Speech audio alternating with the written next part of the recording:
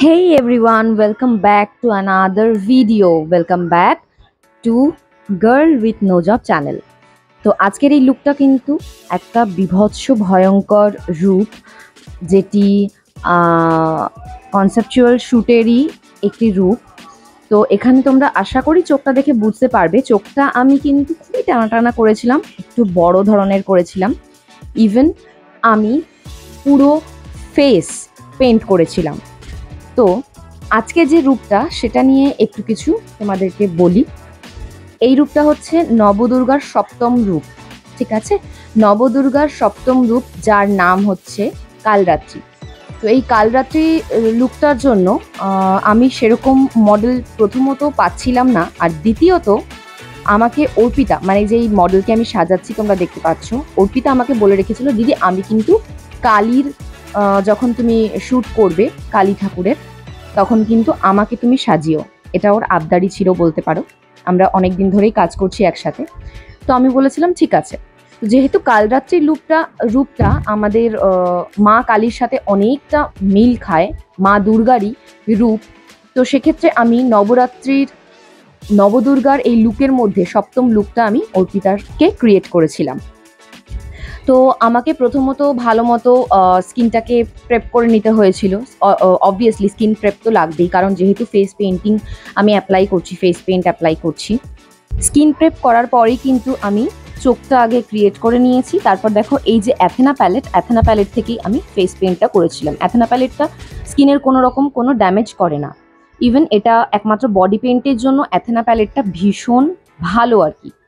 তো আমি দেখো যতটা এক্সপোজ এরিয়া ছিল সেগুলোতে ব্ল্যাক করেছিলাম। ব্ল্যাক করার পর ফেসে যেরকম যেই জায়গায় মা কালীর রূপে যেই কালারগুলো অ্যাপ্লাই করতে হয়, আমি এরকম অ্যাপ্লিকেটার ব্রাশ দিয়ে অ্যাপ্লাই করেছিলাম।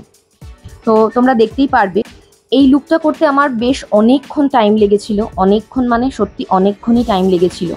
তবুও আমি ধৈর্য ধরে করেছি, কারণ যেহেতু আমি একটা কনসেপ্ট নিয়ে কাজ করছি, তো সেই কনসেপ্টটাকে ফুটিয়ে তোলার দায়িত্ব সম্পূর্ণ আমার।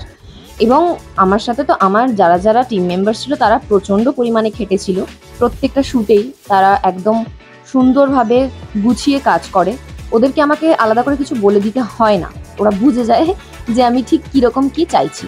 তো যাই হোক, আগে থেকে তো টিম প্রিপারেশন থাকেই। আমরা প্রত্যেকটা শ্যুটের আগেই নিজেদের মধ্যে আগে একটা করে মিটিং করে নিয়েছিলাম যে এইভাবে আমাদেরকে এক্সিকিউট করতে হবে প্ল্যানগুলো। তো সেই অনুযায়ী আমাদের কাজটা হয়েছিল। আর এখানে দেখতে পাবে তোমরা যে আমি ঠিক কেমন লুক দিয়েছিলাম।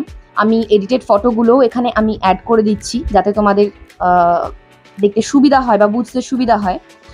এই দেখো এখানে আমি বিটিএস এর কিছু অংশ অ্যাড করে দিয়েছি। এইভাবে আমাদের ফটোগুলো ক্লিক করা হচ্ছিল। আমার যেহেতু স্টুডিওতে খুব একটা বেশি স্পেস নেই, খুব একটা বেশি বড় স্পেস নেই বলা চলে, তো সেক্ষেত্রে একটু অসুবিধাই হয়েছিল।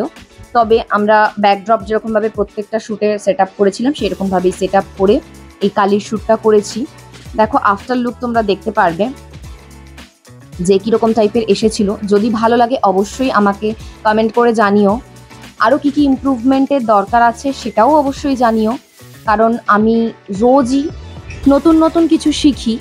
তোমরা যদি চাও অবশ্যই আমাকে জানিও যে আমার আর কী ইমপ্রুভমেন্ট করতে হবে। যদি ভালো লাগে ভিডিওটা লাইক করো, শেয়ার করে দিও সবার সাথে। এইবার দেখো আমরা কিভাবে ফিরলাম ওই দিনকে শ্যুট করার পর।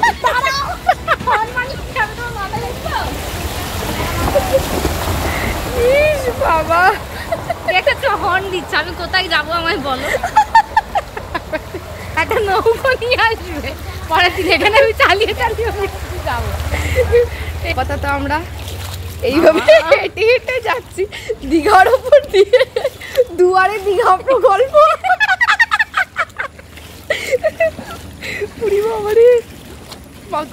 আমি পাটা গুটিয়ে বসে থাকবো এখন গাড়িতে গিয়ে, আবার কোথায় না বাইরাই কোথায় চলে গেল। সবাই খুব ভালো থেকো, আর ভিডিওটি ভালো লাগে অবশ্যই লাইক করো, কমেন্ট করো, শেয়ার করে দিও সবার সাথে, আর চ্যানেলটাকে অবশ্যই সাবস্ক্রাইব করে নিও।